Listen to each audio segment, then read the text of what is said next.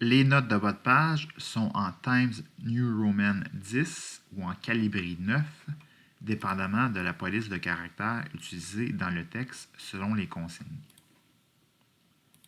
Les notes de bas de page sont justifiées de manière à ce qu'elles soient alignées à gauche et à droite, et elles sont également à interligne simple. Chaque note de bas de page débute par le numéro qui a été généré automatiquement en faisant l'insertion d'une note de bas de page suite à la citation.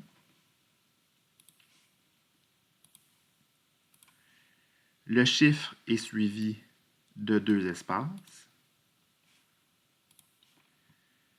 Et les informations de la note de bas de page sont pratiquement identiques aux informations mentionnées dans les notices médiographiques dans la médiographie, dépendamment des types de documents. Il y a quelques différences qui sont les suivantes. Dans les notes de bas de page, on indique en premier lieu le prénom, suivi du nom de famille, avec une virgule qui sépare l'auteur du reste des informations.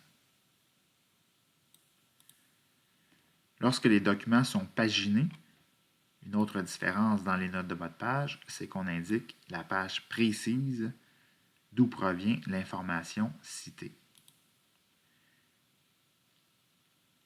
Ainsi, entre l'auteur et le numéro de page cité, les autres informations sont identiques à la notice médiographique. Dans les notes de bas de page, on cite seulement une seule fois toutes les informations de la source utilisée. Lorsqu'on réutilise une même source, il faut utiliser différentes abréviations.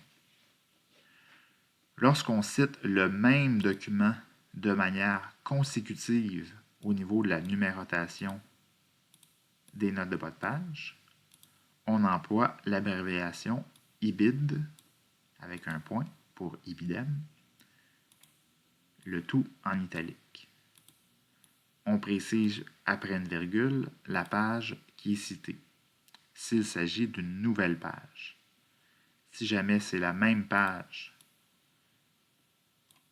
que la note précédente, on utilise uniquement IBID avec un point.